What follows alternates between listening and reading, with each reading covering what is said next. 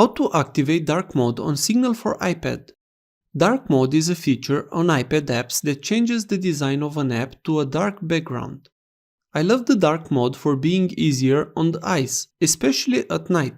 The Signal app on iPad devices also has dark mode. Here's how to activate it. Open the app. You see I have the light theme active on the Signal app. To activate dark mode, tap on the image profile from the top. Tap on Appearance. Here you have a section called Theme.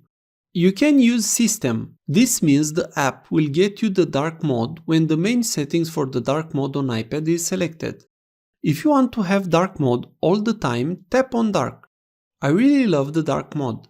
You have now changed Signal to dark mode on your iPad device. If this was useful, please like, share and subscribe.